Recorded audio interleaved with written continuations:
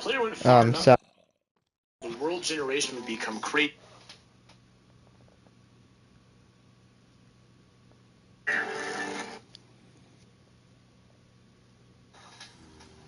I'm sorry, I didn't have my. I'm just watching the Minecraft Iceberg. Choppy columns and bizarre structures. I love the Farlands. There were several different variations. There's just some Brunos we're doing. On the location. Minecraft building our country, just part 13. However, a similar effect remains in Bedrock Edition, although the exact look and feel of these Farlands is different. Actually, I'm not gonna like bash him for it, but like no, it really doesn't anymore. I visited the Farlands, but it's just, it's not like the big wall and the wall and giant columns you see it as in the pictures anymore, if I'm not wrong. On newer versions, it's just your typical glitched, what's called your glitched terrain. It's not habitable. You fall right through it. And yeah, there's just no reason to live in the Farlands. Minecraft folklore, and rightfully so. The overworld generation is supposed to look similar to real life. Well, supposed to. So finding a place where all the rules were broken that generated naturally was clearly a cause for discussion. It sparks the imagination to know that the Farlands are always somewhere out there, if only you're willing to walk for long enough. Herobrine and Notch's brother. Ah, Herobrine. Of If you're course. a player like me who's been playing Minecraft for a long time, the name itself should bring you back to an era when zombies dropped feathers and hunger didn't exist. Christ, I remember that. It that. was a simpler time. And yet, with a game so pure as Minecraft, myself and countless other players were haunted by a single image of a ghostly Steve with dead white eyes. An accompanying text posted on 4chan tells the story of someone who created a new world and would occasionally catch glimpses of the figure in the fog. Confused, he went to the Minecraft forums, only to have his posts deleted. He received a message from a non-existent user called Herobrine with only the word stop. The player was able to connect with some others who had seen Herobrine, and one of them revealed that it was supposedly the brother of Notch, the game's developer. The player emailed Notch asking if he had a brother. His response? I did, but he is no longer with us. I could make an entire video on Herobrine and his place in Minecraft history, but others have done this better than I ever could. For now, I'll stick to the facts. First of all, Herobrine was never coded into any version of Minecraft. I hate to say this to all the children out there, Herobrine is not in Minecraft. That would cause a lot of backlash. There's no such thing as Herobrine, and that Notch himself doesn't have any dead brothers. Still, there are quote-unquote canonical references to Herobrine in Minecraft. Almost every changelog from a major version includes the note, removed Herobrine. To me, this is just a running joke between the developers and the community. But, who knows? Mince Raft. Dude, I always was looking for this, but it's a Java edition of Minecraft. Every time the game starts, there's a 1 in 10,000 chance that the title screen says Mince Raft instead of Minecraft. It's so subtle, but it's definitely there if you look. Makes me wonder how many times I've had Mince Raft and never noticed.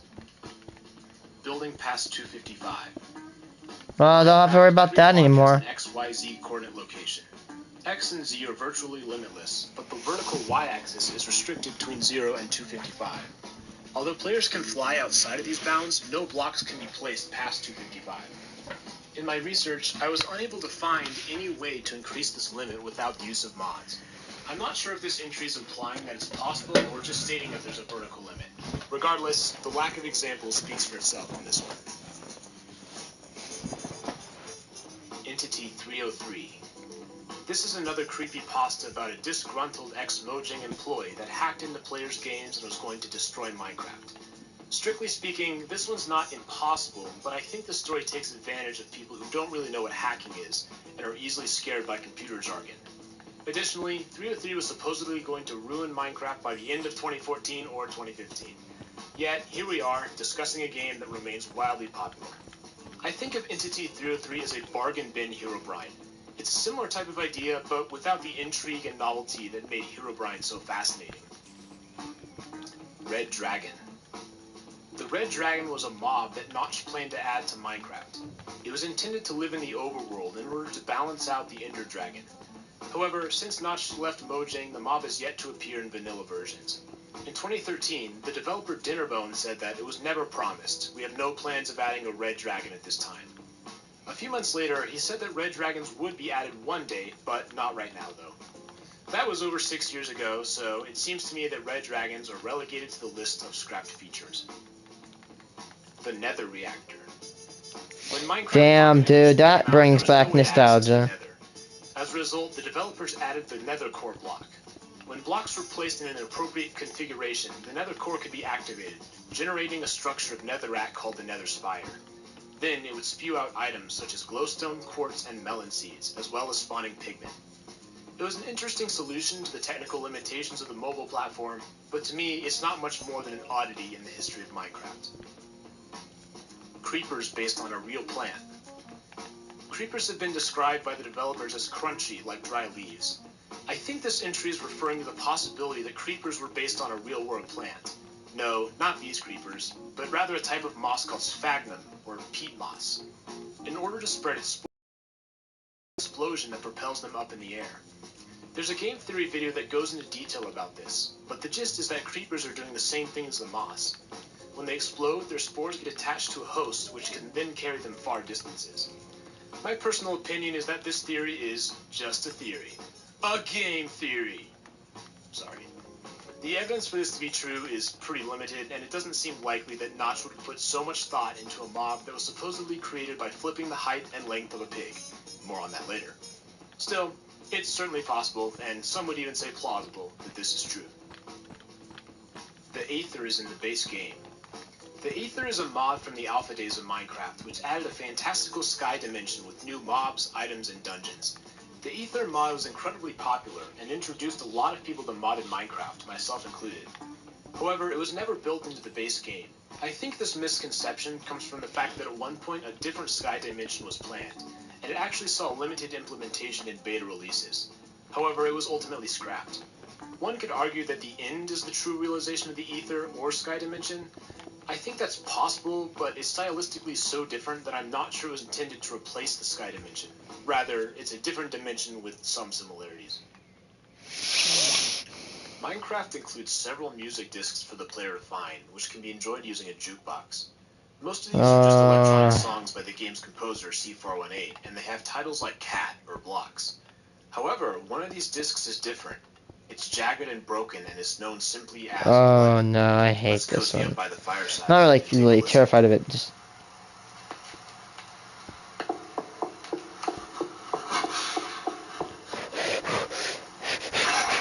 COVID-19. God, didn't know it existed back then.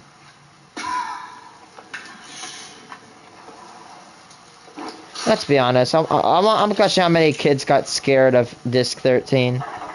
I really can't blame them. Walking on stone because he sees something. He's scared. He's running. He gets on dirt. He finds the end of a cave and it gets him. It gets him something.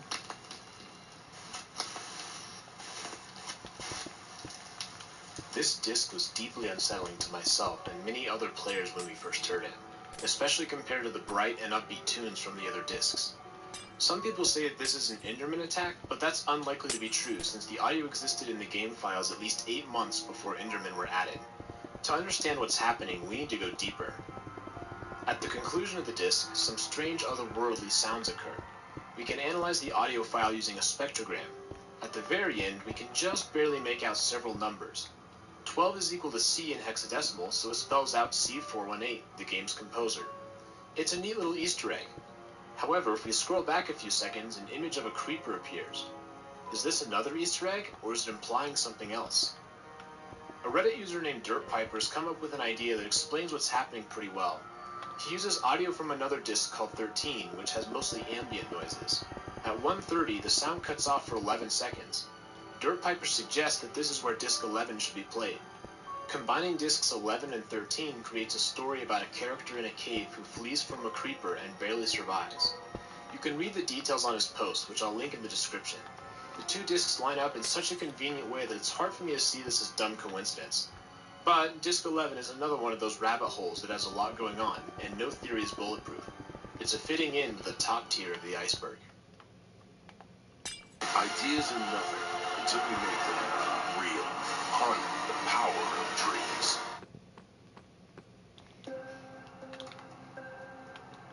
Shallow waters. Let's go. It's gonna get a little bit more spicy now. Ruby Dung was a game created by Notch before he started working on Minecraft. We know that it's a top-down isometric building game, but there are only a few screenshots in existence. Ruby Dung has a direct connection to Minecraft. The grass, dirt, and cobblestone textures are the same. In fact, the earliest versions of Minecraft had the RD for Ruby Dung in the name, as Notch was initially modifying its source code. Given this evidence, I find it very likely that Ruby Dung was in fact a direct precursor to Minecraft. Empty beta servers. Multiplayer has been in Minecraft since the pre-alpha versions. I have fond memories of playing on servers as a kid with my friends. I even ran one for a while. However, as time goes on and the game updates, people move on to new servers and different games. What about the beta servers? Surely many of them are either shut down with the dwindling player base or updated to new versions. But what about those that didn't? Are there old, abandoned beta servers that have no players but are still running? Liminal spaces that will forever be empty? A ghost town of a once bustling city? Honestly, this is one that's pretty hard to completely rule out. Sure, people who physically own server hardware are unlikely to miss that it's running Minecraft. However, I could see someone using their parents' credit card to sign up for a remotely hosted server before eventually forgetting about it. They never log on again, even though someone's still paying for it each month. The world sits, and sits, forever. Always there, but never entered.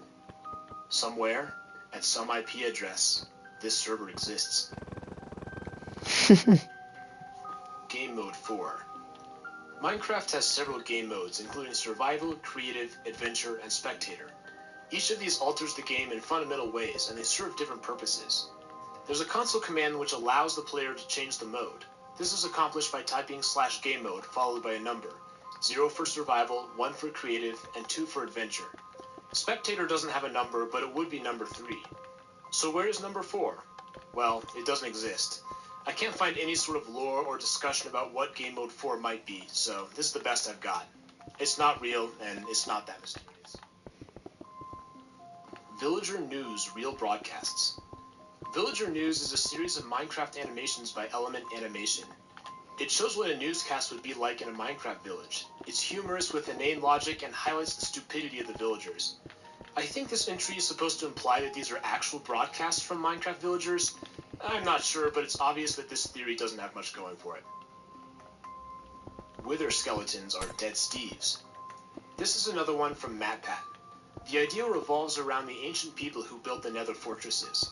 Apparently when they were buried, the Netherrack sucked the souls out of them, creating soul sand and leaving behind the withered skeleton. Thus, the wither skeletons that guard the Nether fortresses are the remains of the people that built them. It would also explain why the chests in the fortresses have items from the overworld, such as diamond and iron. I think this one is somewhat plausible. It's certainly a convenient explanation as to why wither skeletons are at Nether fortresses, but it doesn't explain why that's the only place they spawn. Soul sand can be found throughout the Nether, which implies that wither skeletons should also exist everywhere. Still, I think this theory has some merit. Secret Launcher Menu. I'm not quite sure what this is referring to. There have been multiple versions of the launcher, and if you run compatibility mode for Windows 95, it brings up one of the older versions. The only other thing that it could be is an Easter egg on earlier versions that would bring up a creeper face or a shrug emoji if clicked. None of these are really a menu though, so this doesn't have much going for it. Cave ambiance happens in real life. Minecraft has all of these creepy noises that play when you descend into a cave. There are theories that compare each of them, including a particularly obtuse one that says that Steve is in a coma from a minecart crash, and the entire game is played in his head. In terms of real-life cave noises, I can't find much about it. Pawbob is a developer. Pawbob is a player Pawbob, the most legendary notorious anime server 2B2T griefer. who's been around since nearly the beginning. He helped the server's admin by writing a plugin that stopped people from getting stuck on the Nether roof. Conveniently, that plugin also included a backdoor that allowed for infinite items, flying, and teleportation for Pawbob and all of his friends. They created an appropriately named base called Plugin Town. He had various other clever exploits, including developing hacking software and using Thunderbolt sound data to pinpoint chunks with active players. Thunderhack? States that Pawbob is actually the developer of Minecraft going undercover. It could potentially make sense given his deep knowledge of the game's inner workings and ability to exploit them. But he could also just be a Java developer who knows how to find vulnerabilities. The theory is possible, but I wouldn't say it's likely. Fake multiplayer. I can't find much for this one. Some mobile games are known to have fake multiplayer, but this is clearly not the case for a game as advanced as Minecraft. Super secret settings. Earlier versions of Minecraft included a super secret settings button in the options menu. When selected, it cycled through various built-in shaders. The button was removed by version 1.9. I remember that. The moon is alive. The only thing I could find on this is actually the opposite, which is that the sun is dead. When Minecraft switches from day to night, the sun, moon, and stars move together, which is contrary to how it works in real life on Earth. The YouTuber Spumwack has a theory that says that the only way for this to happen is if the moon, sun, and all the stars are orbiting the Minecraft world. Supposedly a civilization in the far future detonated their old home and turned it into a star, before moving to the brown dwarf that was their dead sun. I think this just makes no sense with the context of the rest of the game, but the astronomy on Minecraft is certainly a bit strange. Hidden achievements. Minecraft does actually have a few achievements that are only visible once you get them. How Did We Get Here requires that the player have no fewer than 26 different status effects on them at one time. It's incredibly challenging and unlikely that anyone would stumble into this by accident. The 1.14 Village and Pillage update added a second hidden achievement called Arbalistic, where the player needs to kill 5 unique mobs with 1 crossbow shot. Steve's Spawn Egg. Spawn eggs are used in creative mode to spawn mobs on command. This one refers to a theoretical egg that would be able to spawn Steve. It doesn't actually exist in the game. It's interesting to note, however, that at one point humans could spawn naturally in the world. In fact, they were the first mob added to Minecraft. If there were spawn eggs at that time, then probably there would have been a human spawn egg.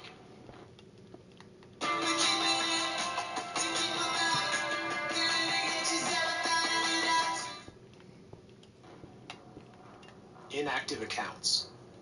I think this one is similar to empty beta servers, but somehow less interesting. There are countless Minecraft accounts that are not being actively used. Not much more to say here. The depths. Oh boy, let's go. Mojang bought Microsoft. This one is clearly making a joke on the fact that Microsoft acquired Mojang in 2014 for $2.5 billion. It's inconceivable that somehow the reverse happened. Creepers were intentional. Earlier, I alluded to the story that Notch first got the idea for a creeper when he accidentally flipped the length and height of a pig. Well, I mean, the creepers were a mistake. I defined, and I accidentally made it tall instead of log, so it was like a tall thing with 4 little feet, and that became the creeper. It was supposed to be a pig. The theory says that this story is false, and that Notch actually designed the creeper on purpose to look the way that it does. This is one that you can't prove either way. You can choose to take Notch at his word or not. I see no reason for him to lie about this one. Block ID 1111. Each block and item in Minecraft has an ID number that differentiates it from the others. For example, stone is 1, grass is 2, etc. The highest number is 453 before a jump to 2256 for the music discs. It's possible that this is an oblique reference to disc 11, which I've mentioned before. The only other thing it could be is block 111, which is the lily pad. In older versions, they were notorious for causing boats to break at the slightest touch, so maybe that's it. Real Nether portal. ThinkGeek released an April Fool's video showing a working USB Nether portal. Beyond that, I just don't know what this one's talking about.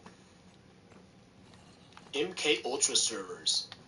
What? During the Cold War, the CIA had a program called MK Ultra. If you don't actually know, MK Ultra is actually what 11 escaped on Stranger Things. Although the program was shuttered. It's an experiment by the CIA to test mental ability, if I'm not wrong. I don't know a whole lot about MK Ultra, but I knew it was really controversial. 70s, this theory claims that MK Ultra still exists in the form of Minecraft servers. I cannot believe I just read that sentence out loud. Okay, it's not strictly impossible, but come on. Really? F5 second person view. Pressing F5 switches the camera between first person, third person from the back, and third person from the front views. First person is viewing the world as the character, and third person is viewing the world outside the character. Second person is harder to think about, but it would be seeing your character from the perspective of another character. The only way this works is if we think of ourselves as in the game world, watching from our own perspective. But that doesn't work in the context of first and third person. TP at A, -666, -666, -666. The TP command with the @A flag would teleport all players to a specific location. Since players take damage quickly below y equals -64, this command would teleport everyone underneath the world and kill them. 666 is the biblical number of the Antichrist, but it doesn't seem to have any direct relation to this command, since -665 or -667 does the same thing. Rana is Alex. A lot of people don't know this, but there were several humanoid mobs in the game during some of the in-dev phase in late 2009 to 2010. These included Beast Boy, A Different Steve, Black Steve, and Rana. They were all developed by a person known as Doc. However, Doc's art style didn't quite match the rest of the game, and his mobs were quickly removed. Rana in particular lasted from December 23, 2009 to February 5, 2010, which is by far the longest of the quartet. Eventually, Steve became the player skin we know and love today. It's not far-fetched to think that Rana eventually became Alex, as she was the only girl out of Doc's characters, and lasted far longer than anyone else. I think this one's plausible. Strongholds are generated using real building blueprints.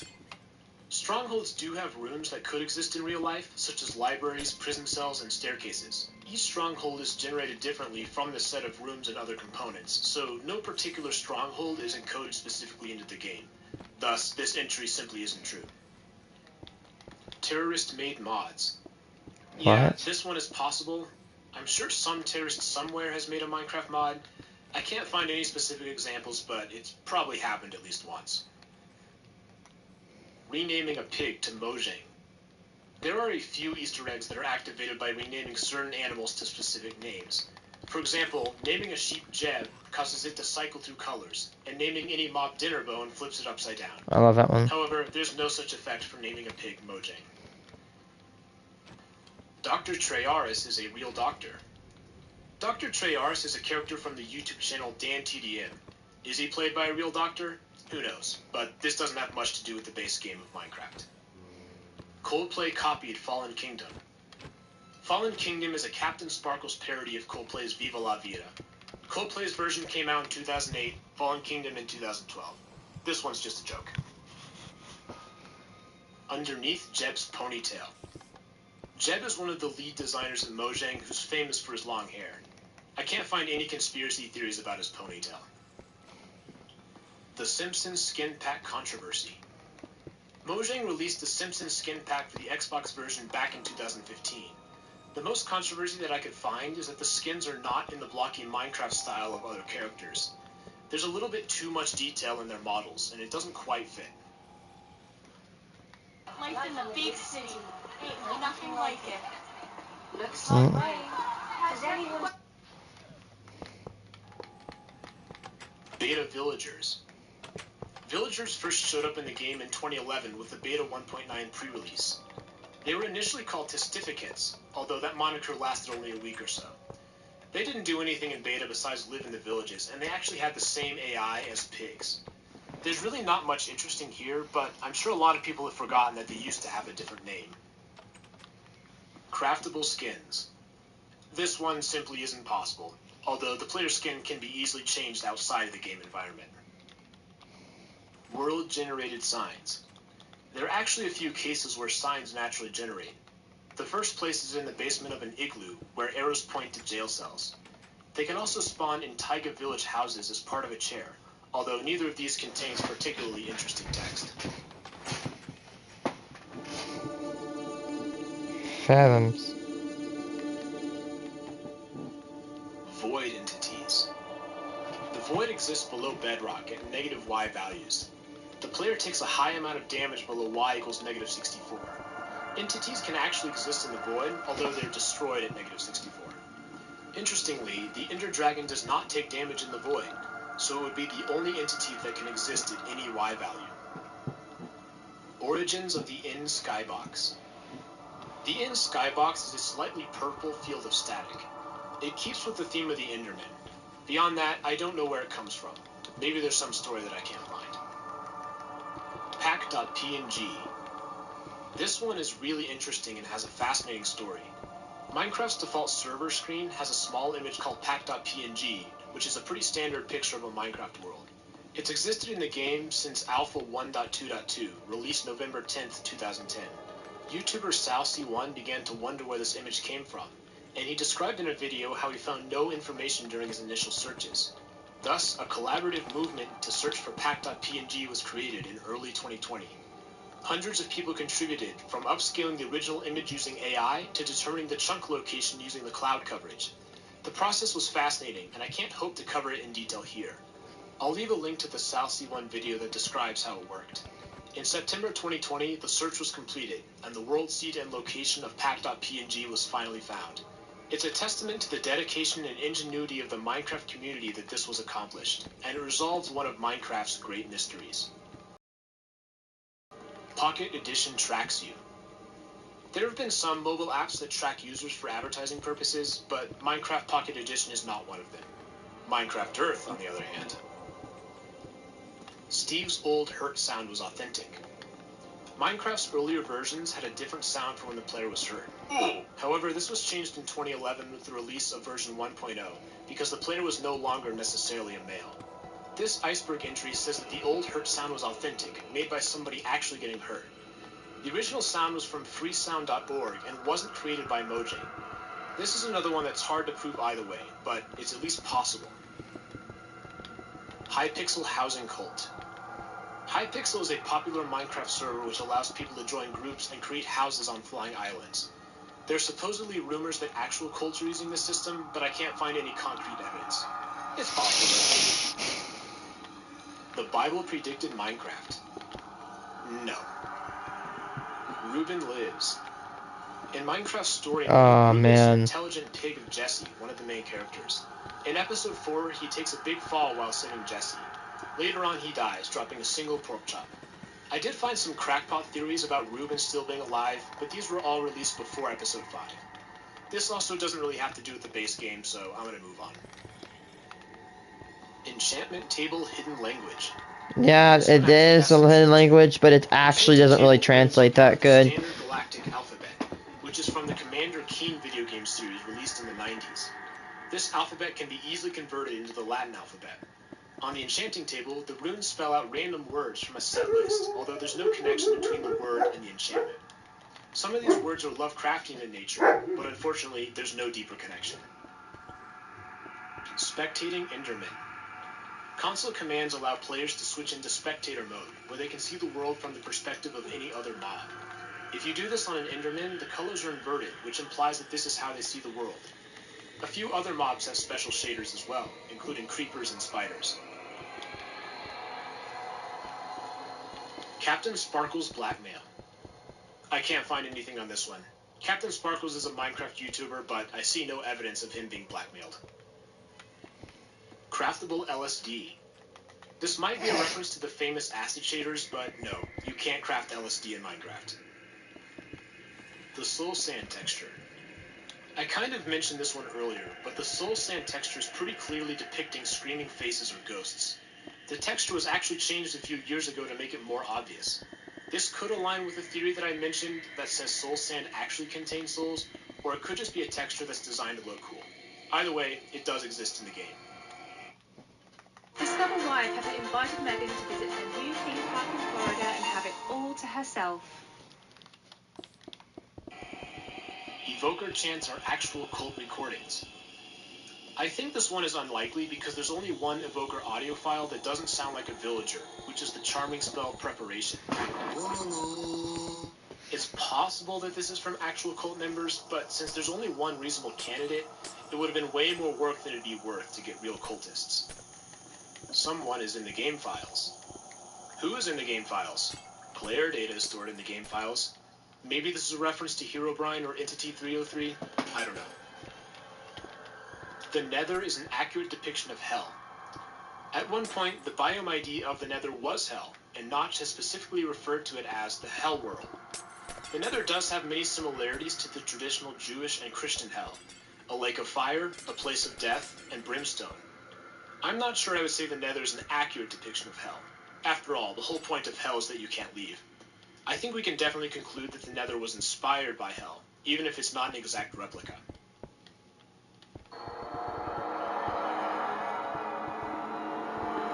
The Abyss.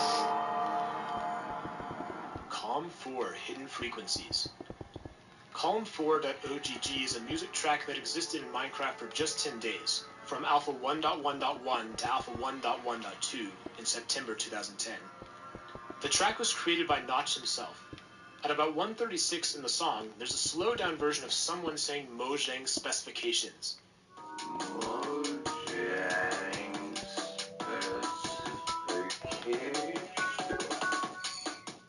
It's not really Calm known what this 4, means, by the but way. it was in the game at one point.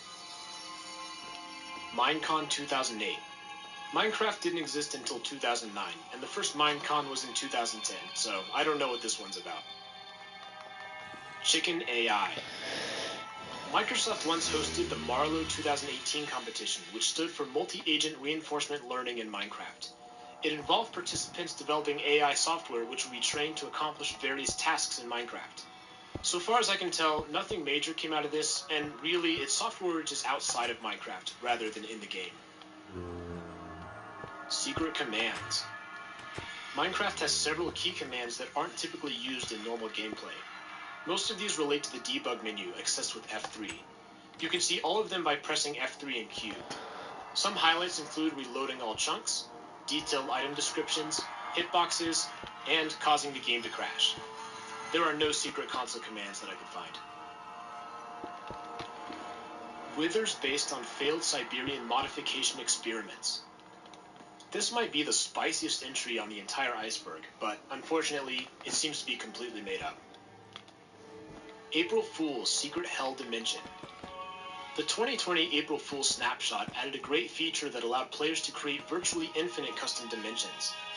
They could either throw a signed book into the Nether portal or use the /warp command with the dimension name. Most of these dimensions were randomly generated, but there were a few that were hard-coded, such as Sponge, which creates a giant Menger sponge fractal, and Fleet, which generates an infinite fleet of Ender ships. Unfortunately, Hell is not on this list, and though it does generate a dimension, it's random with no special properties. Secret room in Notch's mansion. In 2014, Notch bought a $70 million mansion in Beverly Hills after he sold Minecraft to Microsoft. It does have a candy room, but as for secret rooms, we'll never know. Cobalt is Minecraft 2. Cobalt is a game released by Oxide Game Studios and was published by Mojang in 2016. It's a 2D platformer/shooter. You need to come up with something really crazy to convince anyone that this is Minecraft 2. The Vindicators are building a Steve. This is yet another theory from MatPat. It involves the mysterious actions of the Illagers in their woodland mansions. It's known that they are banished villagers, but why? The theory claims that Illagers are kidnapping villagers and turning them into Ravagers using their dark magic. More so, the Illagers have at least some control over life and death, as evidenced by their totems of undying. The mansions have unexplained rooms of light blue and cyan wool, which MatPat connects to the colors of Steve's clothes. He says that the Illagers tried to create a live Steve but failed, resulting in zombies. I think MatPat has a pretty good case for this one. I'd recommend you check out the full video to get the details, but I don't think this theory requires too many leaps of faith. Brown bricks. Even in an iceberg video, there are some things that should stay deep under the water. Research this one at your own risk. The true meaning of dedicated wham. There's a video of a kid at Minecon 2013 asking panelists how much dedicated wham to add to a server. I was wondering, what's the recommended amount of dedicated wham I should have to a server? I'm sorry, could you please repeat your question? Dedicated wham to a server. If you're how wanting much to offer RAM? per seat. He was apparently trying to say dedicated RAM. You know, there's no deeper meaning to this one. It was just a kid who made a mistake. Minecraft post-credit scene. Do not watch. It's not really a post. Really. And with that, we have reached the ultimate depths of the Minecraft iceberg. Thanks to everyone who stuck around. I know this... Another one, let's go. I think we should explore a few solutions. Grammarly suggestions catch when your tone might... Okay, right off the bat, this video is an extension of my previous video explaining the Minecraft iceberg. If you haven't seen that, the following won't make as much sense, so check it out using the link below. First of all, I want to thank everybody for the responses to the first iceberg video. It's a drastic change from the content my channel has produced in the past, and it really makes me happy to see that others are enjoying it. This is the first video I've released that's been so popular that I can't read every comment. You guys left me a lot of positive feedback. Well, mostly positive feedback. In this video, I'm going to address a few things that were incorrect from the last video. Then, I'm going to dive into a list of entries that I think should have been on the iceberg. Skip to the timestamp below if you want to watch that part right now. Let's get started. Oh yeah, by the way, there are no sudden appearances of Herobrine in this video. Sorry about that. However, the 1.16 changelog doesn't say removed Herobrine, so I'd keep my eyes open if I were you.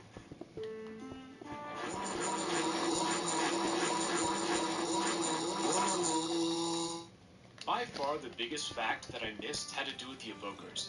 The theory stated that their sound effects were from cult recordings. I mean, Actually, it's from this one game, apparently, where this wizard turned enemy troop into a friendly troop. That's actually why you do the sheep. I don't know what game it is. Age of Empires released back in 1996. There it is. The priest unit is able to convert enemy units, and in doing so makes the famous sound effect. So this actually has been a meme for quite some time, and I just wasn't OG enough to recognize it.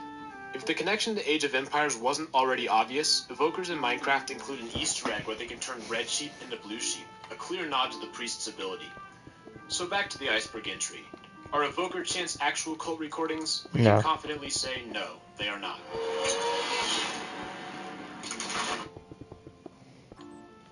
As I was editing this video, it was announced that Steve was going to be added to Super Smash Bros. Ultimate. I honestly couldn't believe it, but it looks like Steve posting actually worked. Maybe it was Mojang all along. Some people pointed out that fake multiplayer might be referring to the fact that single-player Minecraft runs a local server and then connects to it. That does make sense, and probably what the iceberg was talking about.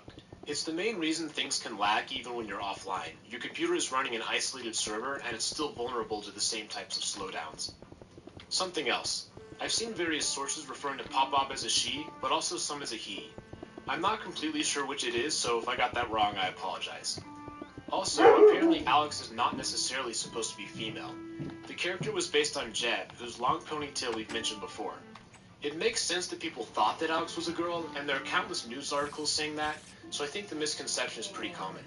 This makes it a little bit less likely that Rana was the inspiration for Alex. Some Bedrock corrections. You can make skins in-game in Bedrock Edition, although some require payment. I play Java, so I was unaware of that, but it is in the base game. Another Bedrock feature that a few people have mentioned was a player spawn egg. This is only possible if you use an NBT editor to change the inventory. I sort of want to put this in a category of a mod, since you can't do this without tweaking the game files, but it's technically possible in the game. There are a few more details. The end was at one point referred to by the biome identifier Sky. That's pretty good evidence for the theory that the Sky dimension eventually became the end. In terms of the Captain Sparkles blackmail, I think this video might be what it's referring to. Also, here's my car. I was told I had to record it here, otherwise I wouldn't get my channel back. Back to you. This seems like a joke to me, but who knows. In fact, that's the main problem with this iceberg. Too many of the deeper entries are obvious jokes. Many of the comments agree with me, although some of them are more eloquent than others. Thanks for the kind words. That's why I want to look at some things that I wish were on the iceberg. Many of these come from an improved iceberg someone sent me, which actually had a lot of stuff I was going to talk about anyways. Unlike the previous video, all of these are real. Let's dive right in and see what should have been on the other iceberg.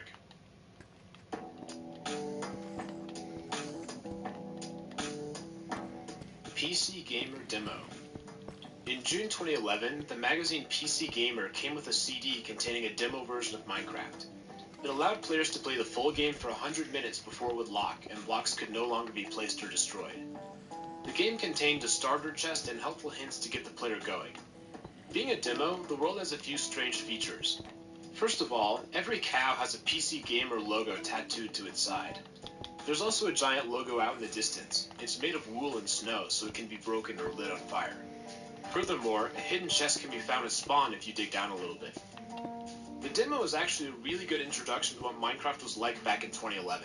If you want, you can download the demo right now. I'll put a link in the description. It's a nice little 4 MB look into the past.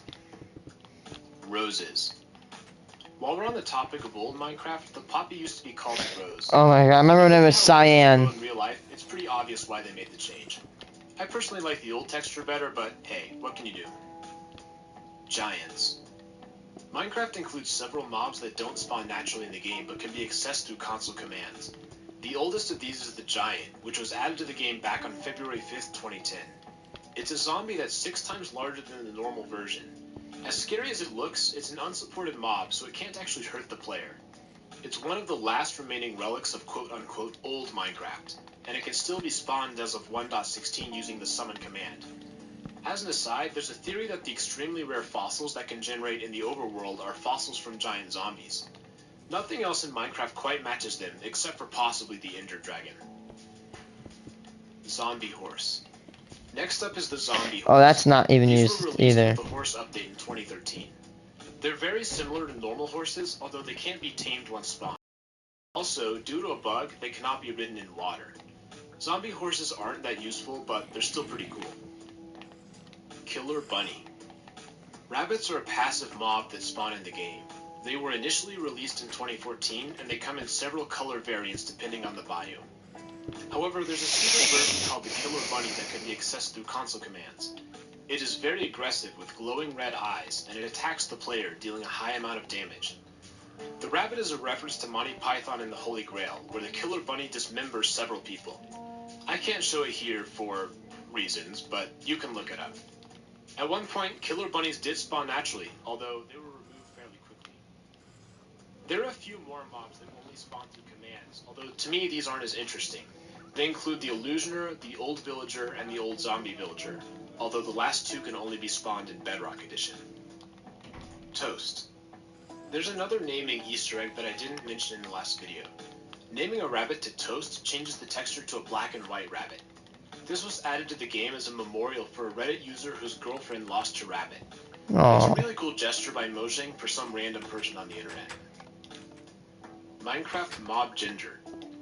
If you really start to think about the mobs in Minecraft, it's hard to figure out what gender they're supposed to be. Some mobs are easy. The Ender Dragon is probably a female because it lays an egg. Others are more complex. Cows have both udders and horns, and chickens look like roosters but lay eggs. However, Notch has stated that those mobs were intended to be genderless, which is sort of how I interpreted it before I really thought about it. Rare Biomes. Minecraft includes many different biomes, 67 in the overworld to be exact. A unique quirk to the modern terrain generation system is that different biomes have different rarities. Some rare varieties include jungle, mushroom fields, badlands, and giant tree taigas. The rarest of them all is Modified Jungle Edge, which is a hilly transition biome that isn't all that interesting, although it's so rare that even the locate biome command will often fail to find it. Shider Savannah, on the other hand, is fascinating. Instead of the flat, grassy terrain of the standard savanna, the Shattered variant is incredibly chaotic, with huge peaks that can reach as high as the build limit. It's crazy compared to most of the biomes, which are relatively tame. It reminds me a lot of the extreme hill generation back in beta, and it's a cool place to live if you're able to find one.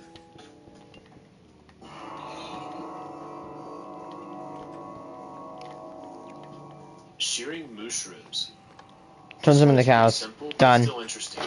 Using shears on a mushroom removes the mushrooms and turns it back into a normal cow. This seems to imply that the mushrooms are normal cows that have been corrupted by the fungus. This occurs in real life with the cordyceps fungus that takes over ants. Oh, I've seen that. Like zombies. Several other video games have used this idea, including Pokemon with Parasect, and The Last of Us, where the infected are controlled by the cordyceps fungus. Is this happening with the mushrooms? It's certainly food for thought. Chainmail crafted from fire. Oh, that used to be a feature apparently, but then it was removed. It was first added way back in 2009. However, it had a very strange crafting recipe. Instead of using materials like iron, chainmail armor was crafted using fire blocks. The recipe was definitely weird for myself and many others who I talked to. It seems as though the use of fire was a somewhat arbitrary decision whose main purpose was to be a placeholder recipe. Since fire blocks were unobtainable, players couldn't accidentally craft the chainmail before it was fully tested. A legitimate way to get chainmail armor wasn't added until 2012 with the blacksmith villagers. The crafting recipe was removed in 2014, and Mojang is yet to add a replacement. Studded armor. Related to chainmail is studded armor. This existed in very early versions of Minecraft, and the textures came from another game by Notch called Legend of the Chamber. However, the armor offered no protection and was used only for debugging purposes. Interestingly, a few other Minecraft textures also came from this game, including leather armor, swords, and apples. A texture for quivers also existed for a while, but it never did anything. Title screen world. The title screen in modern Minecraft contains a blurry background of a Minecraft world. Similar to pack.png, the Minecraft community was able to figure out what seed was used to take this screenshot. Once again, I'll refer you to the SalC1 video, which does a good job of explaining how this happened. Giant slimes. Slimes and magma cubes are mobs that are well known for having different sizes. Killing a larger slime causes it to split into 2 to 4 smaller slimes, depending on its size. Sizes of 1, 2, and 4 spawn naturally. However, using console commands, it's possible to spawn even bigger slimes. And I mean way bigger. Like, take however big you're thinking and double it. This right here is a size 256 slime. Oh It's my a god. whopping 130 blocks high. The best, or worst part, is that it still splits when killed. After a few splits, it brings my computer to its knees. It's such a fun and relatively unknown feature, and I highly encourage you all to try this for yourself.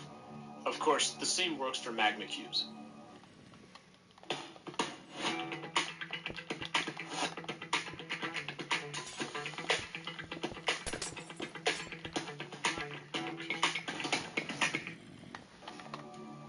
Giant phantoms.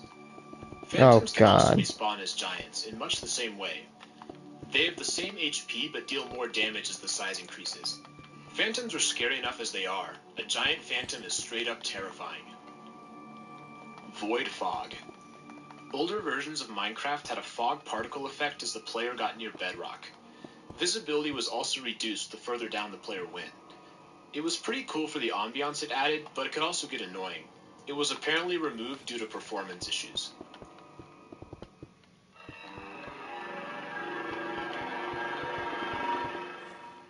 Minecraft Raspberry Pi Edition. A Raspberry Pi is essentially a credit card-sized computer, and it can be used for a wide variety of engineering projects. There's a simplified version of Minecraft that can be installed. It's designed to help people learn to code in Python, which is a popular programming language. This version is less of a game and more of an educational tool. If you happen to have a Pi lying around, download it and see what you think. Minecraft Education Edition. There's a version of Minecraft that is... Oh, I like Minecraft Education Edition. I like the chemistry part. You It can really download it spices for up my free, world. although you'll need an email address from an educational institution to use it. This version contains a tutorial for Minecraft, as well as many features that could be used in the classroom. Some unique elements include the camera, NPCs, border blocks, and blackboards.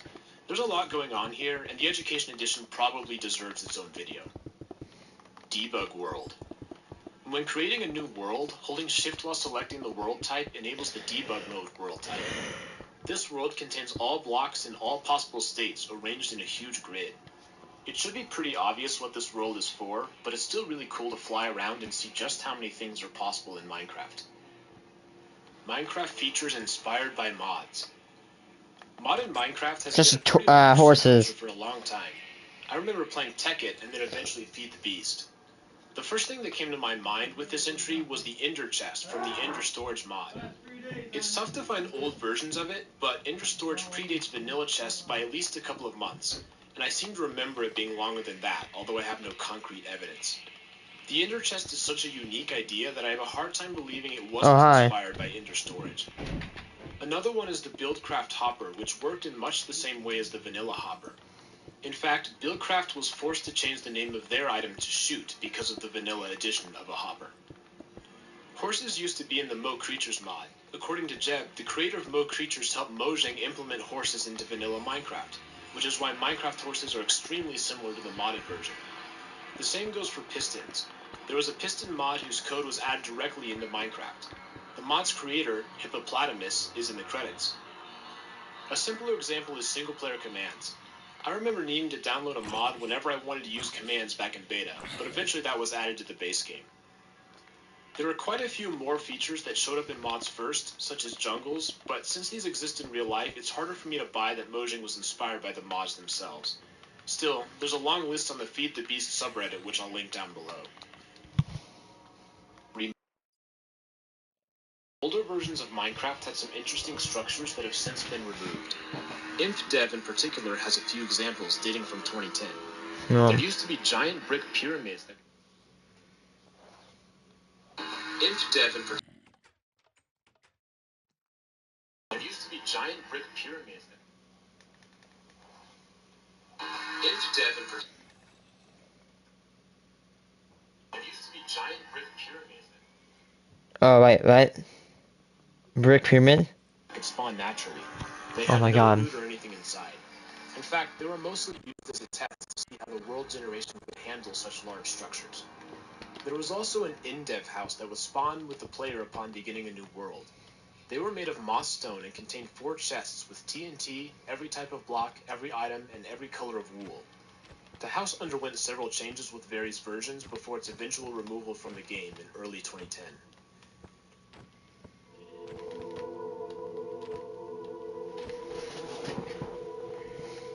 Missing versions. Minecraft has several older versions that are known to have existed but are currently missing. Some of these only have a few screenshots to prove their existence, and a few only have change logs. It's unknown where many of these have gone, but there are probably people out there who unknowingly still have them on their computers. Deepening the mystery, Notch has region blocked his old Minecraft videos around the world. Is he hiding something? Probably not, but Notch has spoken publicly about the depression that came with his Minecraft fame. My best guess is that this has something to do with him removing the videos. Notch, if you're watching this, I hope you're doing better now. Shadow seeds. Every Minecraft seed has a shadow, where the biome map is the same, but everything else is different. This has to do with the way seeds are used when the world is generated. It was discovered by a Reddit user, but if you want to see a good explanation as to how it works, check out this video by AntVenom. It's actually pretty easy to calculate a shadow seed. Just add this number to an existing seed. I like to think about how the shadow seed is an alternate universe where people settled in different places, creating a whole new timeline. Steve Villager Hybrid. At one point, there existed an unused texture that, when modeled, produced a surreal Steve Villager hybrid. It couldn't be spawned in the game, and the images we have are fan recreations using the textures.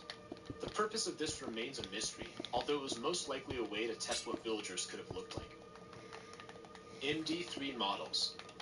I mentioned in the previous video how there were several models in the game that didn't match the Minecraft style, including Rana. Notch uploaded a video that shows several other Md3 models that weren't implemented in the game. They look so out of place, like they're from another universe. Mercifully, these were removed after a couple of days.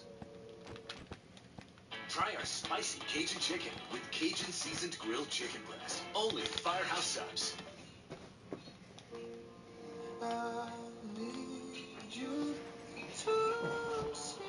Celebrate An uneasy alliance. Minecraft has several achievements that help the player as they progress through the game.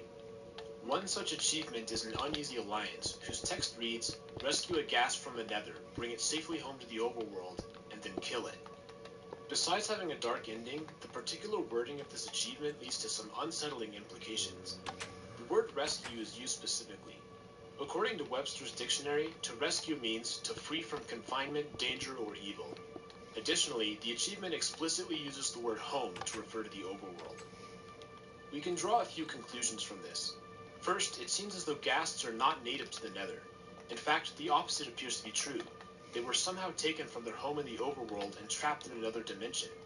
Is that why they're so sad? Suffering is a theme of the ghast, and they drop tears upon death. So how and why did this happen? There are no definitive answers here, but a few pieces of evidence can help us unpack this mystery. First, there's an unused ghast sound effect called the affectionate scream, which would apparently happen when the player did something to make the ghast affectionate towards them, such as, rescuing them from the Nether. The other thing to consider is the name of the achievement, which is an uneasy alliance. Why would a human willingly ever ally with a ghast, considering how difficult it is to get one out of the Nether? The ghast must give something in return in order to ensure that the alliance is fair for the human. Perhaps a freed ghast would choose to drop a ghast here, a critical item for making regeneration potions and crystals. Unfortunately, there aren't a lot of well-known theories about this. Some of you will have noticed that there's a very important piece of evidence that I have neglected to mention thus far. The Mob Bestiary book includes a cutaway drawing of a gas that lets us see what's inside, and what we find is chilling.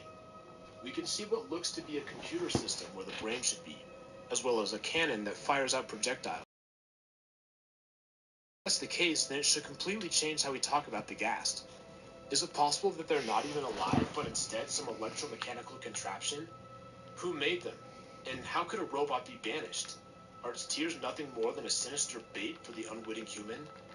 No one knows for sure. I'd be especially interested to hear your thoughts in the comments below.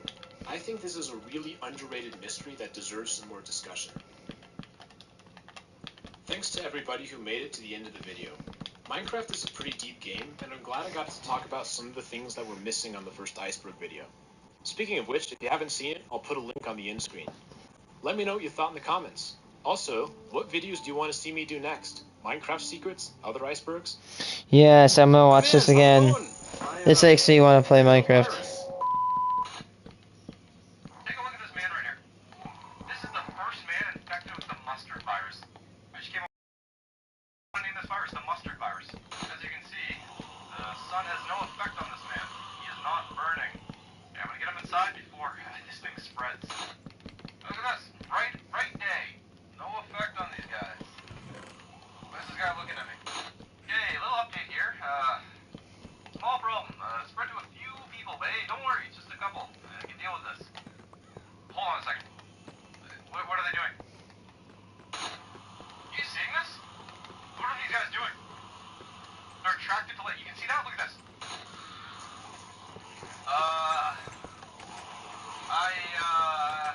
This is, I'm gonna go ahead and say, I think this is a problem now. Hey. Oh my god, they see me up here. Just look at this. Yeah, so there you have it. I'm the last man alive. Do you know what I'm gonna try to do? I'm gonna try to survive for 100 days in this post-apocalyptic wasteland. But here's the thing. The virus, it's mutating. I'm gonna manually make the virus get progressively more and more deadly every 10 days, starting with day 20. Take a look at this man right here. He's an idiot. He's slow, he's dumb, doesn't know what he's doing, doesn't know where he is. He's a dumb guy. I can just walk right around this man. Well, you know what? Once the virus starts mutating, that won't work. Because this man's gonna get faster and faster. He's gonna do more and more damage. He's gonna get the ability to sneak up on me without making sounds. Every 10 days, this virus is gonna mutate. Day 20, day 30, day 40. It's gonna keep the zombies are gonna get stronger and stronger, and eventually, well, you know what? I'm not gonna be able to walk around this man. I'm gonna have to hide from this man. And it's not gonna be just this man. No, it's gonna be a lot of this man. There's gonna be hundreds of this man. And I don't even want to tell you what happens if there's a blood moon. You'll see what happens. I don't know. So my planet, this video inspires me to build a country because I want a really good one, and I really want to make one that's like destroyed and all that stuff. Makes a critical mutation. It gives the zombies the ability to break down blocks, and not just dirt or wood. No, they can break down anything. If these men figure out that I'm in a building, that building is coming down, and they're coming for me. These men, they want me dead. And you know what? I say, oh no, can't take down a man like me. I have 90 days to not only survive, but build a shelter that I can safely survive the last 10 days in. It will be an all-out zombie onslaught. I'm doing it on this map right here. Take a look around here. What do you notice? Yeah, it's all dead. Dead trees, dead wood, dead people. It's not good. My man's on the Discord server went ahead and built some buildings around for me to explore and scavenge. There's stuff in there for me to get, but apparently there's some traps, so yeah, that's good. If you want to play this for yourself, like usual, it's available for my Patreon supporters. So if you want to support me on Patreon, boom, you can play this yourself. If you want to support me here on YouTube, you can do so by just clicking that subscribe button, okay? You do something like that, and wow, it makes me a very happy guy. That's exactly what I'll say. You can also leave a comment saying something like, ooh, look at this guy go. Or, something like that, I don't know. And if you want to leave a like on the video, yeah, I'm not going to stop you from doing something like, okay, you know what, that's enough. Alright, let's see how many days of this I can live through.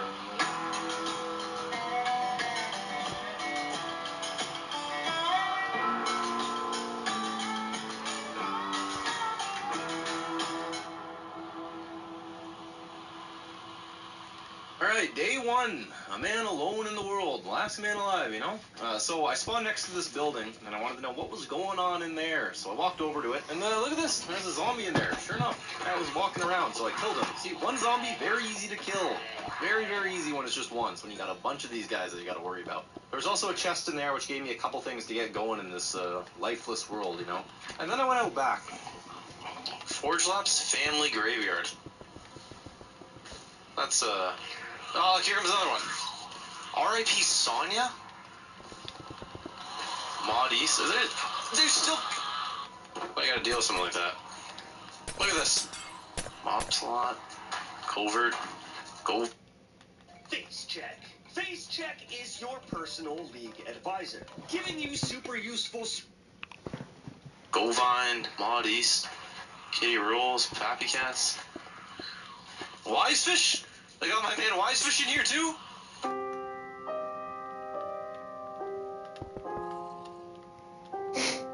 I was told that there's going to be stuff hidden all over the map, and I just had to look for it if I wanted to find it. So I thought, hey, you know what? What are the chances there's something buried in one of these graves? But I started digging them all up, and no, there was nothing. Nothing at all, so I just desecrated all these graves for absolutely no reason. Good. So I left that place and started walking down the road, got to a town. Oh, got a few of them in there. Just gonna go away from that building right there. I don't have a sword. Oh my god. Okay, they're going back in. I don't have any weapons. Can't really. Oh my god, these guys are coming out. Okay. I really needed sticks. I wanted to make better tools. The ones I had right now, not good. So I found a tree. And I got this mod on that makes it so the tree falls over when you knock it down. And look at this. I smoked a zombie with it. This man walked right into it. Can you believe that? Good kill. Hey, I just had an idea. See if you can count every zombie kill I get, and then like leave a comment saying the number or something like that. Anyways, night was falling, and wow, I got a blood moon. Yeah, on the first night. You know what a blood moon is? I'll tell you what it does. It does two things. First thing, stops me from sleeping. It's not a big deal. It's fine. But the second thing is a little rough. It spawns hundreds of zombies around me. Okay. Oh my god. Are you kidding me? They can't get in here, right? Look how many they're coming. Get the fires out. Turn the lights out. Oh my god, they're trying to get in my doors. This is legitimately the scariest thing I've ever... How in the hell is someone going to survive something like this? Here, let me shoot one. God, doesn't even kill it. And they're still coming. They're still coming from the woods. Look at the hill over there.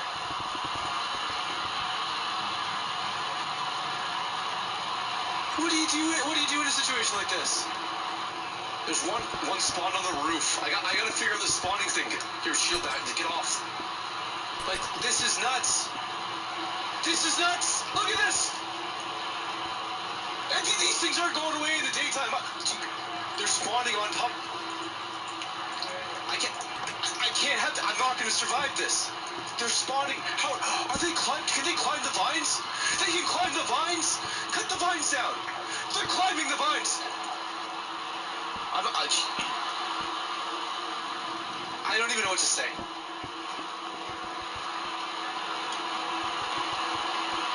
There's no way I'm surviving 100 days of this. Trapped in the shelter. Yeah. Wow, what a perfect time to tell you about the sponsor of this video. This video is sponsored by my man's Dragon, you know? So I went back to the hardware store, and I looted another chest, and I found some seeds. Look at this, look at all these seeds, pretty good. I also got some bones, which is a great combo for a hungry man, you know? So I ran till I found some water and planted the seeds, and used the bone meal to get some bread. Hunger problem solved, at least for now. Then with some string I got from cutting down spider webs, I made a fishing rod.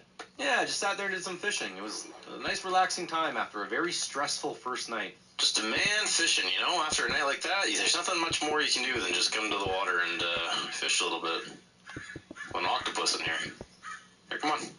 I saw a zombie out in the field, which by itself is fine. When it's one, it's okay. At least you think, right? But the thing is that these things can multiply. One can become 50 just like that. It's over. I just took that man down. Then I snuck back to my house and took a good hard look around, made sure there was no one stumbling about in front of my house, and there wasn't. It was clear, thankfully, and then I climbed back in, and it was good. I collected a bunch of dead wood, which you can't use to build anything, but you can use it to make charcoal, so I started doing that, and then I went to bed. Alright, day 3. You know what they say about day 3? A good day to go to the library. Oh my god, this is a... By the way, this makes it. This is gonna make the machine where, like, if you destroy it, if you destroy the reactor, They almost boxed me in and killed me, but I outsmarted these guys. it's actually gonna, From one of them, which is pretty good. And then I headed like, into the library. not let the There wasn't reactor much there work. except for a lot of books, which would be useful eventually, but not right now, not at all. So then I went to the jail. Look at this. There was a lot of zombies in there, and I was not doing that right now. No way. There was also this brick house nearby, which had a bunch of zombies in the basement. So what I did was I let those guys out through the back door and thought, you know what, this is a problem for later. Don't even worry about this. Then I went to a different house that had no zombies in it, which had a bunch of mushrooms in a chest, so I could make some mushroom soup. Hey, that's pretty good. And then I went back to that brick house, dealt with a zombie problem or something, got down to the basement and got a bunch of iron. The hardware store had a lot of chests, and instead of making them myself, I thought, why don't I just go there and take a bunch of them? So that was my plan for day 4. My master plan at this time was to get some chests and just start filling them with all the resources I would need to build a very strong, defensible compound, which would keep me safe after day 90. Right now, it's easy to live in this world. The zombies weren't too much of a threat, but they were going to keep getting worse and worse, so I just wanted to try to get as much stuff as I could while it was easy enough to do that, and get my base ready for what was to come on day 90. While I was out exploring, I found a swamp, and I was thinking, you know what, this could be a pretty good place to build. A man in the swamp, who knows? Anyways, I got my chests, and before going home, I stopped by the jail and just take a listen what was going on down there. Well, you think I'm gonna go down there? Like, look what's going on down there. Okay, I'm good down here. That place is I believe there's a death zone down there. The next day, I was back getting more resources, and I spotted something in the distance. Wow. Oh, there's stuff out there. Big red pillars. See that? Let's see what that is. When you see something like that, you gotta take a look, you know? So I did that. I got up to it, and there's like security cameras all over it. What's going on here? Something like this is... A man's gotta have a look at something like this. I broke the fence and saw a sign about someone named Kelly. If you can read this, you are too close to a dangerous gas disposal pipe. For your safety, you should leave immediately. The perimeter. Grandma Kelly bled out after a terrifying encounter with... There's dangerous gas here? Think they're lying? It'll go. I was about to leave when I realized that the structure in the middle is pipe. So I climbed in, and it was very dark. Very, very dark. It sounded like there was a lot of zombies down there, so I left. Not in the mood to die, you know? Maybe I'm not going down here. Maybe I'm coming down here later. Maybe I'm going down the dangerous pipe when I have armor. Ah! Thorns. I spent most of the day getting iron bars from here. I was going to need a lot of these. And on my way back, I spotted what looked like a security guard tower, but I thought I'd... You know, I'm gonna go get some Gatorade if you don't mind. check. Be back.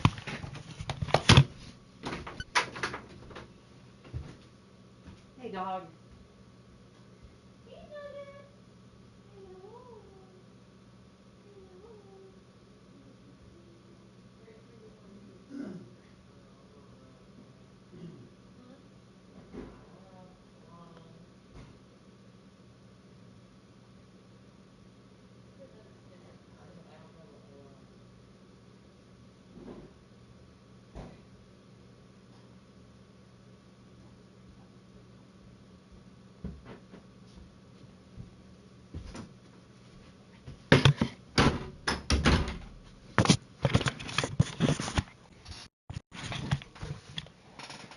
Later.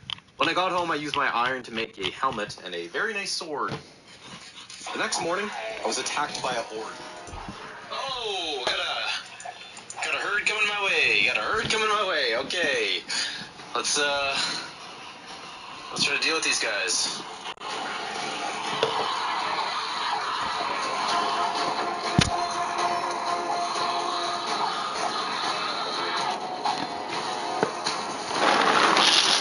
Now Now that I had more gear, I felt better about going to the jail.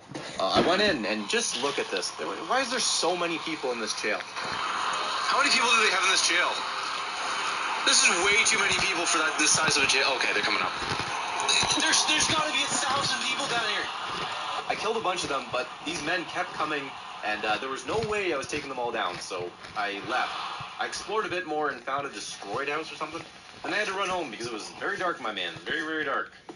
More exploring the next day. I was looking for a cave. Very useful. But I saw this structure in the distance, and I had no idea what it was, but I thought I'd check it out later. Whoa, what is that?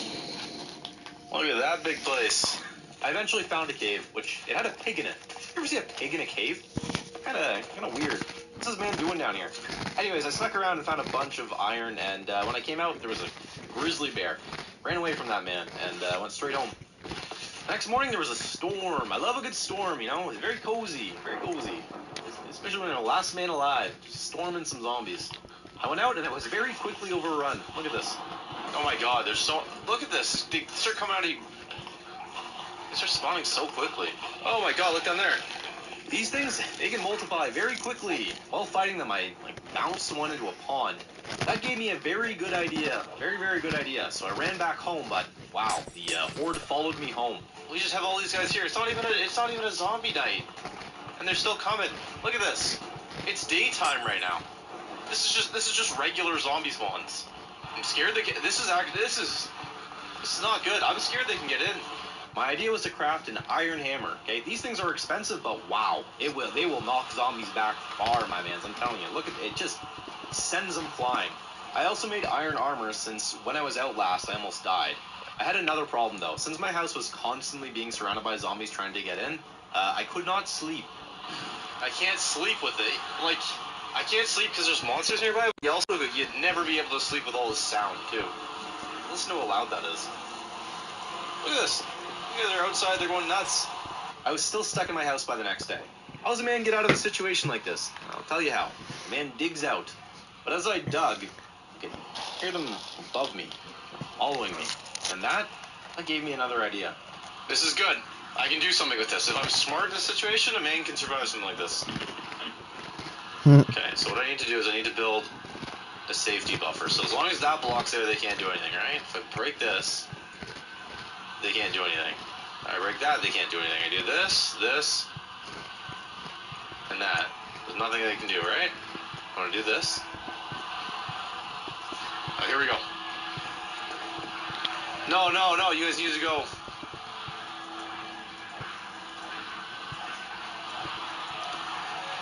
There we go. All right. Come on down, one at a time. Come on down. This is how you do it. This is how I'm going to deal with them. The only thing was that I know me, and I will end up walking right into that hole. I will forget it's there and go straight in. So I put a trap door down. Then that night, when all the zombies showed up, I tested it out. It worked, kind of. Some zombies were not landing in the hole. They were landing in front of it. So I put up a little fence, and that seemed to work pretty good. I went out to gather more wood on day 10, and while I was out, I saw another area that looked pretty nice. I also found a large cavern, and I did not want to be a man who falls in there. Don't want to fall down there. You fall down there, game over immediately. And I walk backwards. While I was down there, I was finding a ton of iron. Look at all this iron. I'll be a rich man. Finding iron everywhere. I spent the entire next day down there too, and I almost fell in. Oh, ho, ho, ho. That was, wow. Almost walked in. That night I had to use the zombie hole technique again, and it worked like a charm. Yeah, this is good. Old zombie hole never fails. I mined all day on day 12, stacking lots and lots of cobble, which need this stuff. And I also got a lot of iron. I even made an iron shield, and things were going well. And then it got even better on the next day, because look at this, I found diamonds. Ah, wow, man with diamonds. When I got home, I made a diamond pickaxe, and then there was a lot of zombies outside, so I had to use the old zombie hole again. It was working, but it wasn't perfect, so I started thinking of ways that I could improve it. But you'll see more of that later, okay? I wanted to take a break from mining, so the next day I went exploring, and I found a door that was near that chemical tube before, so I went in. Alright, there's some zombies. Let's get them out of here. Alright, come on out. We're gonna fight you. Oh, original specimen. These are all original specimens. Oh my god, there's a lot of them. Their body parts are filling the... like a bunker or something. A bunch of zombies in there. I killed them all. I saw there was like iron on the wall, iron blocks, but I felt like those were decorations and not meant to be taken by me, so as much as I wanted to take them, I left them. But I did get a bunch of building materials, and I headed home. Now that I finally had even better gear, I went back to the jail again. I need to break the spawner. It's the only way this works. But this time though, I had a plan, okay? A foolproof plan. I was going to tunnel to the spawners and destroy them. You know? Nice and easy.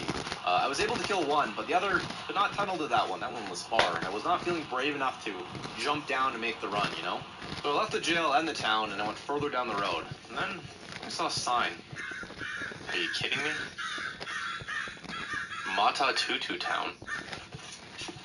I'm gonna go see what Mata Tutu Town is, obviously. This is it! There's, crabs in front of it. Okay. A lot of crabs. Are they crabs or are they spiders? Are they crabs or are they spiders? Hey, not bad. Little zombie right here. Oh, okay, there's a few more zombies now. Or hey.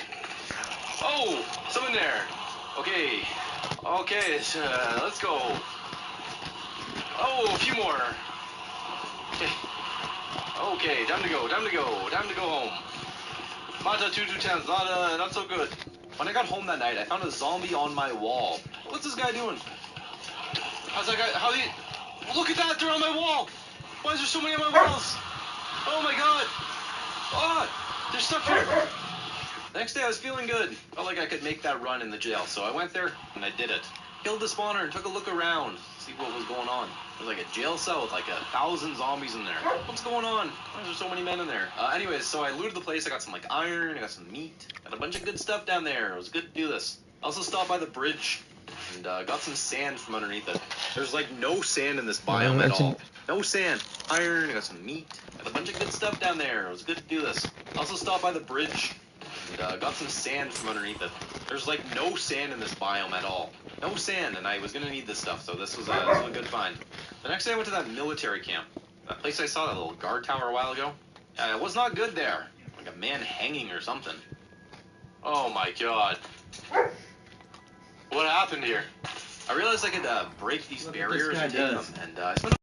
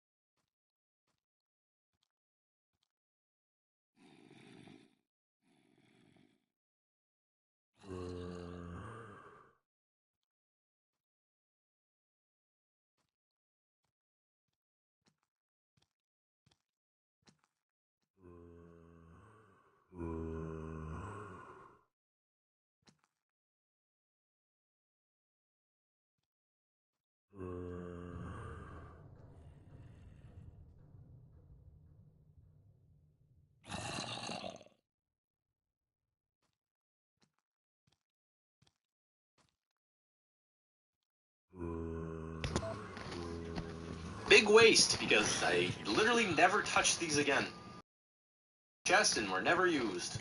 I also found a key card, which I assumed was going to be what would let me get into one of the locked buildings, but I did not want to do that now. It seemed like there's probably going to be something scary in there that I need to fight, so I decided to come back later and fight when I had more stuff. You know, I'm not dying right now.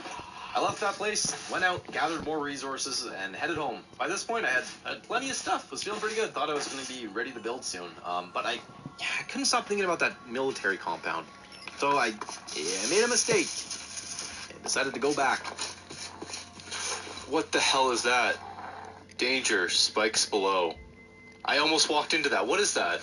I wanted to know what that pit did. So I knocked a zombie into it. Oh my god, it's quicksand. It's quicksand. That's what I need. That's exactly what I need. Next day I went back with 4 buckets and I filled them with that stuff. Quicksand bucket. It is quicksand. Okay. Look at that. Wow. I'm man with quicksand. You can do a lot with quicksand, you know? So I also used a keycard and went to that building, and there was a zombie in there. Killed the man, and read his journal.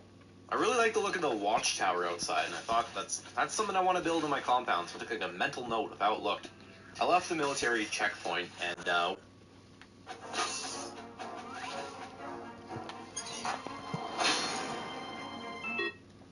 went back to that swamp. Took a look around and thought, you know what? Not that many trees here. The ground is pretty flat, and I can see far around me. You know what? I'm a man who's gonna build right here. So the next day I was back, and I started building. The first thing I wanted to do was get a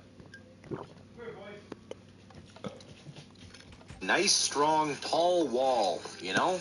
Get that thing up right away so no one's getting into my area. I decided I was gonna build it out of metal bars, which looks very cool, but wow, it is very expensive. That iron could have went to many other uses that would have been much better than this. But you know what? It looks cool, okay? So all that matters. But iron was the least of my problems.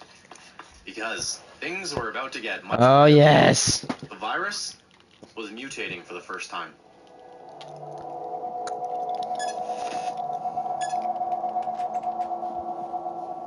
Okay, zombies, they're faster now, they deal more damage, and they're more deadly. Things are from this point forward, it's just gonna keep getting tougher and tougher every 10 days. I wanted to see just how strong these things were, you know? So in the morning, I tested it out, and just look at this. Imagine being out in a blood moon with these things. It's just gonna keep, and it's also gonna get worse and worse. I went back to that bunker where I left those iron blocks thinking that I was going to leave them for decorations, and I had a very different opinion now. I was thinking, you know what, I'm taking those things. I need them. Got a big wall to build, need as much iron as I can get, so I made some iron bars and got working on that wall. When I got home that night, there was a zombie in my house. I can hear them out there. Oh my god, how did you get in? How did that guy get in my house? I was also kind of getting tired of having to use the zombie hole and trying to sleep and all this, so I just moved my bed downstairs underground, and that seemed to work. In the morning I said, screw it, opened the door, went out and fought some zombies. Oh my god, here they all come. Okay. Oh my god. Right now I can still fight them.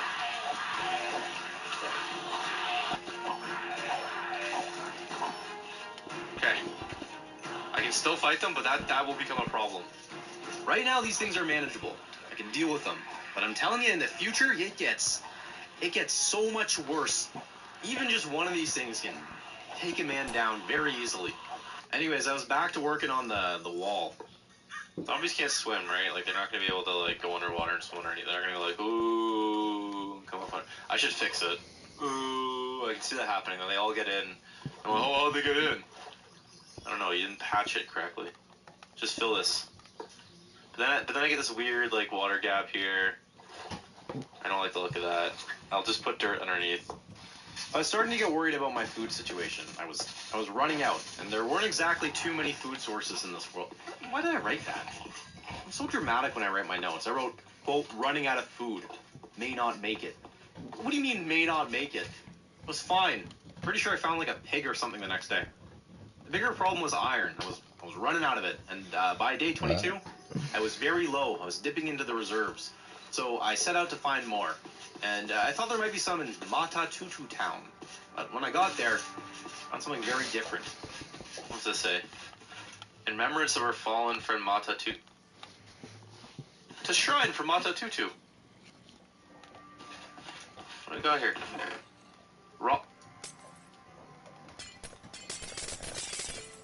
It's his meat. I'm not taking that meat. I'm hungry, but I'm not taking it. Are you kidding me? I didn't find any iron, but I did find a house that had some hay or something. I don't know what this is supposed to be called. Anyways, this stuff right here, you can make bread out of this. I'm sure a lot of you already know that, but I didn't know about this till like just a few months ago. I found that you can turn this into bread. I thought you used it for like farm animals. I don't know. I'm very happy to find this. Day 23. I wrote on my notes, almost died, and this tiny stamp. What have I done? What have I done? Where's the water? That was so stupid. I don't even need to be going this way. Why did I do that? Why do I do stuff like that? I'm not going to survive 100 days if I keep doing stuff like that. I'm going to die to something like that. I have to stop and not do that stuff again. Hey, what happened there? Anyways, I'm writing this script right now without looking at the footage, so whatever that was, just play it on the screen. Hey, hope you like that. I have no idea what that was. Anyways, I was working on the wall some more, and I nearly finished it. Technically, I did, because all that was left was 2 gates. Hell yeah. Yeah, I think I'm actually done. I think that's actually enough. The following day I was back, and I finally finished the walls and the gates. Yukon.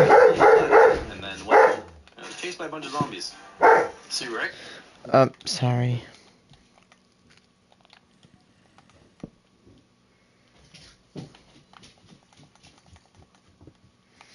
Aww. My little nugget of a dog is waiting for my mom.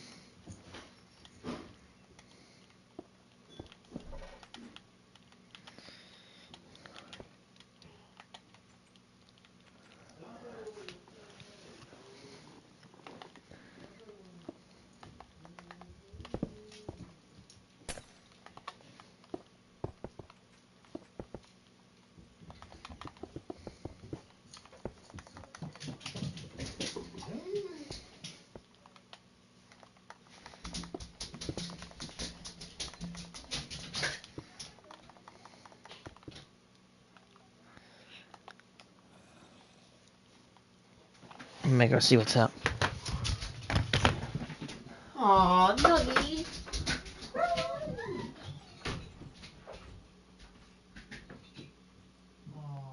you want your mom.